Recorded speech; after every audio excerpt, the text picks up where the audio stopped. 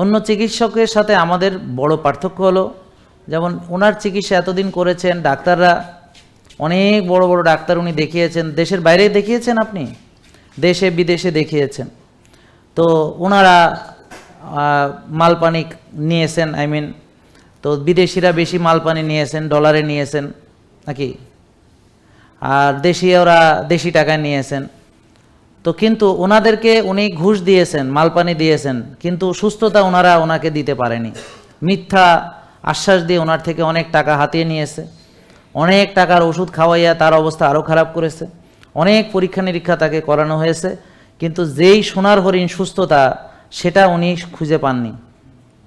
তার মানে এতদিন চিকিৎসা পারপাসে এই 4 ইয়ার যত টাকা উনি ব্যয় করেছেন, এই যে আপনি যা ব্যয় করেছেন, সব ব্যয় করেছেন মানুষকে, যে নিজে ঠিক না হয়ে অন্যকে টাকা দিয়ে আপনি নাকি সুস্থতা পাবেন, এটা আজ জীবনে সম্ভব হবে না।